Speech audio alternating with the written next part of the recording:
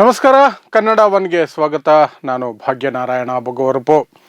7 ಹಂತದ ಮತದಾನಗಳು ಎಲ್ಲವೂ ಕೂಡ ಕಂಪ್ಲೀಟ್ ಆಗಿದೆ. ಮತದಾನ ಮುಗಿದ ಅರ್ಧ ಗಂಟೆಯ ಹೊತ್ತಿಗೆನೆ ಎಕ್ಸಿಟ್ ಪೋಲ್ಗಳು, ಅದರಲ್ಲೂ ವಿಶೇಷವಾಗಿ ಗೋಧಿ ಮಾಧ್ಯಮದ ಎಕ್ಸಿಟ್ ಪೋಲ್ಗಳು ಒಂದರ ಹಿಂದೆ ಒಂದರಂತೆ ನಿರಂತರವಾಗಿ ಬರ್ತಾನೆ ಇದೆ. ಪ್ರತಿಯೊಂದು ಎಕ್ಸಿಟ್ ಪೋಲು ಕೂಡ ಅದನ್ನು ಇದು ಕಾಪಿ ಮಾಡಿದ ಹಾಗೆ, ಇದನ್ನು ಅದು ಕಾಪಿ ಮಾಡಿದ ಹಾಗೆ ಒಂದನ್ನು ಹೋಲಿಕೆ ಇಟ್ಕೊಂಡು ನಂಬರ್ಗಳನ್ನು ಅವರು ಎಸಿತಾ ಇದ್ದಾರೆ ಜನಕ್ಕೆ. ಸೊ ಇದನ್ನು ನಿನ್ನೆಯೇ ಒಂದಷ್ಟು ವಿಶ್ಲೇಷಕರು ನಿರೀಕ್ಷೆ ಮಾಡಿದರು. ಅದರಲ್ಲೂ ವಿಶೇಷವಾಗಿ ಕಾಂಗ್ರೆಸ್ ಕೂಡ ನಿರೀಕ್ಷೆ ಮಾಡಿತ್ತು ಇಂತಹದ್ದೇ ನಂಬರ್ಗಳು ಎಕ್ಸಿಟ್ ಪೋಲಲ್ಲಿ ಬರ್ತವೆ ಅಂತ. ಆ ಕಾರಣಕ್ಕಾಗಿಯೇ ಕಾಂಗ್ರೆಸ್ ಇವತ್ತು ಯಾವುದೇ ಒಂದು ಎಕ್ಸಿಟ್ ಪೋಲ್ ಡಿಸ್ಕಷನ್ಸ್ನಲ್ಲಿ ತನ್ನ ಪಕ್ಷದ ವತಿಯಿಂದ ಯಾವ ಪ್ರತಿನಿಧಿಯೂ ಕೂಡ ಭಾಗವಹಿಸೋದಿಲ್ಲ ಅನ್ನುವಂತಹ ಹೇಳಿಕೆಯನ್ನು, ನಿರ್ಧಾರವನ್ನು ನಿನ್ನೆನೆ ತೆಗೆದುಕೊಂಡಿತ್ತು. ಸೊ ಈಗ ಎಕ್ಸಿಟ್ ಪೋಲ್ಸಲ್ಲಿ ಏನು ತೋರಿಸ್ತಿದ್ದಾರೆ, ಎಲ್ಲ ಟಿ ವಿ ಚಾನಲ್ಗಳಾಗಿರ್ಬೋದು ಅಥವಾ ಪೋಲ್ಸ್ ಮಾಡಿದಂತಹ ಸಂಸ್ಥೆಗಳಾಗಿರಬಹುದು, ಪ್ರತಿಯೊಂದು ಸಂಸ್ಥೆಯನ್ನು ಕೂಡ ಬಿಡಿಯಾಗಿ ಹೇಳಬೇಕಾಗಿಲ್ಲ. ಆಲ್ಮೋಸ್ಟ್ ಎಲ್ಲ ಸಂಸ್ಥೆಗಳು ಕೂಡ 350ಕ್ಕಿಂತ ಮೇಲೆ NDA ಪಡ್ಕೊಳ್ಳುತ್ತೆ. BJP 300ರ ಹತ್ರ ಇರುತ್ತೆ ಅಥವಾ 300 ಕ್ರಾಸ್ ಮಾಡಿಕೊಂಡು ಕೂಡ ಹೋಗುತ್ತೆ ಅನ್ನೋ ಸಂಖ್ಯೆಗಳನ್ನು ಆರಾಮಾಗಿ ಎಲ್ಲ ಚಾನಲ್ಗಳಲ್ಲಿಯೂ ಕೂಡ ತೋರಿಸ್ಕೊಂಡು ಹೋಗ್ತಿದ್ದಾರೆ. ಸೊ ಈ ಎಕ್ಸಿಟ್ ಪೋಲ್ಗಳ ಪ್ರಕಾರ ಕರ್ನಾಟಕದಲ್ಲಿ ಏನಾಗ್ತಿದೆ, ಈ ಎಕ್ಸಿಟ್ ಪೋಲ್ಗಳ ಪ್ರಕಾರ ಅಂದರೆ ಕರ್ನಾಟಕದಲ್ಲಿಯೂ ಕೂಡ BJP 20, 22, 23 ಸೀಟ್ವರೆಗೂ ಕೂಡ ಹೋಗ್ತಿದೆ. ಕಾಂಗ್ರೆಸ್ಸು 5ರಿಂದ 8 ಸೀಟ್ ಬರ್ಬೋದು ಅನ್ನುವಂತಹದ್ದು ಎಕ್ಸಿಟ್ ಪೋಲ್ಗಳು ಕೊಡ್ತಾ ಇರುವಂತಹ ನಂಬರ್ಸ್. ಇದನ್ನು ನಾವು ವಾಸ್ತವಾಂಶದಲ್ಲಿ ನೋಡಿದಾಗ ಅಥವಾ ಗ್ರೌಂಡ್ ರಿಪೋರ್ಟಿಂಗಲ್ಲಿ ನೋಡಿದಾಗ ಅಥವಾ ನಿಜವಾಗ್ಲೂ ಕೂಡ ಏನು ನಡೀತಿತ್ತು ಅಂತ ನೋಡಿದಾಗ ಯಾರೂ ಕೂಡ ಊಹೆ ಮಾಡಿಕೊಳ್ಳಿಕ್ಕಾಗೋದಿಲ್ಲ. ಇಡೀ ದೇಶದ ಚಿತ್ರಣ ಬಿಡಿ, ಕರ್ನಾಟಕದ ಚಿತ್ರಣವನ್ನು ನಾವು ತೆಗೆದುಕೊಳ್ಳೋದಾದರೆ ಕರ್ನಾಟಕದಲ್ಲಿ ಕಾಂಗ್ರೆಸ್ ಕೇವಲ 3ರಿಂದ 5 ಕ್ಷೇತ್ರಗಳನ್ನು ಗೆಲ್ಲುತ್ತೆ ಅಥವಾ ಮ್ಯಾಕ್ಸಿಮಮ್ 8 ದಾಟೋದಕ್ಕೆ ಸಾಧ್ಯನೇ ಇಲ್ಲ. ಯಾವ ಸಂಸ್ಥೆಯೂ ಕೂಡ 8ರ ಮೇಲೆ ಕೊಡುವಂತಹ ಧೈರ್ಯ ಮಾಡಿಲ್ಲ. TV9 ಸಿ ವೋಟರ್ ಅನ್ನುವಂತಹ ಸಂಸ್ಥೆ ಮಾತ್ರ ಒಂದು 10 ಸೀಟು ಬರಬಹುದು ಅನ್ನುವಂಥದ್ದನ್ನು ಹೇಳಿರೋದು ಬಿಟ್ಟರೆ ಮಿಕ್ಕೆಲ್ಲವೂ ಕೂಡ ಮ್ಯಾಕ್ಸಿಮಮ್ ಬಹುತೇಕ ಸರ್ವೆಗಳು 3ರಿಂದ 5 ಅಂತ ಹೇಳುತ್ತಿದ್ದಾವೆ. ಕೆಲವು ಮಾತ್ರ ಬೆರಳೆಣಿಕೆಯಷ್ಟು ಸಂಸ್ಥೆಗಳು ಮಾತ್ರ 8ರವರೆಗೆ ಹೋಗಬಹುದು ಅನ್ನುವಂಥದ್ದನ್ನು ಹೇಳ್ತಿದ್ದಾವೆ.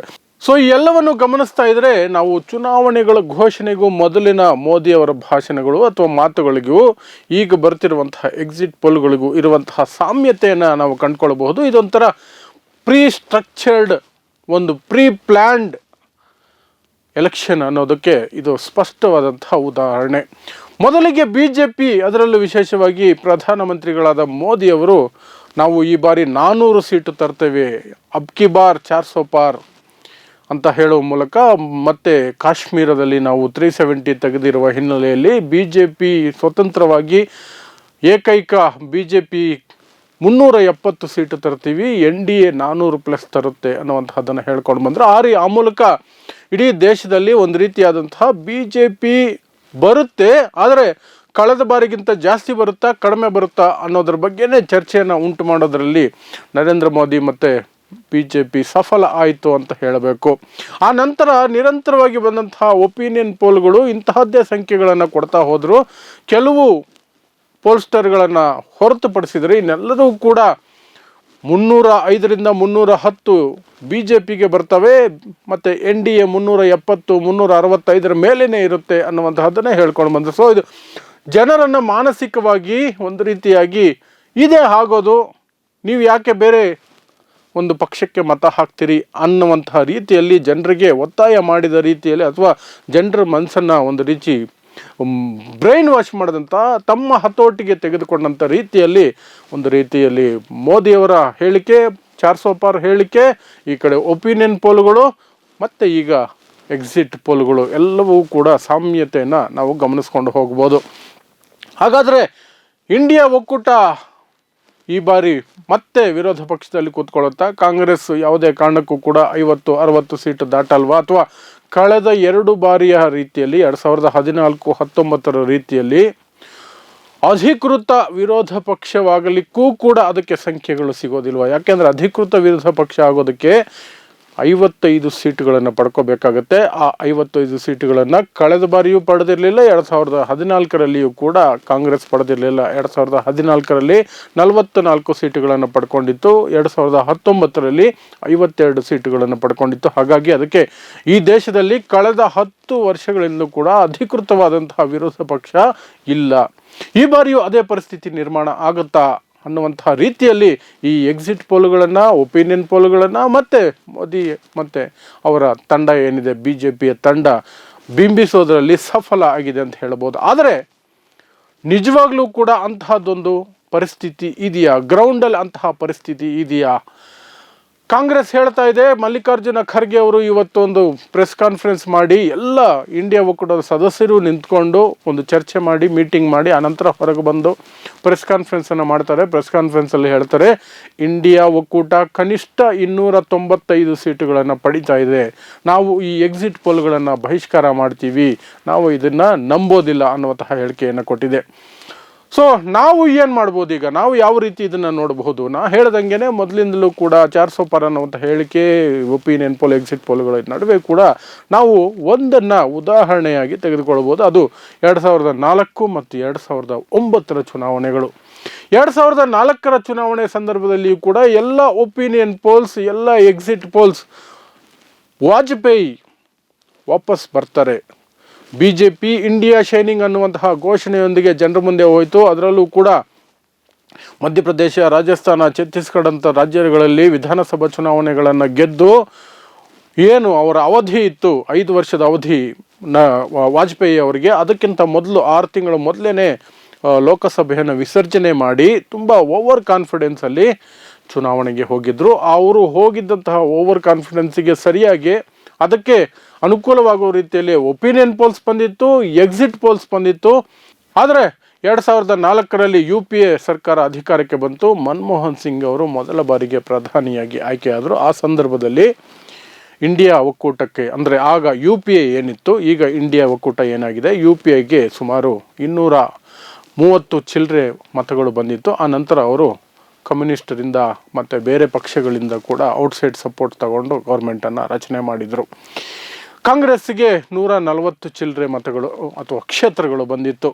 ಅದೇ ರೀತಿ 2009ರ ಹೊತ್ತಿಗೆ ಬರೋ ಹೊತ್ತಿಗೆ ಆಗಲೂ ಕೂಡ ವಾಜಪೇಯಿಯವರು ಹಿನ್ನೆಲೆಗೆ ಸರಿದಿದ್ದರು, ವಯಸ್ಸಾಗಿತ್ತು.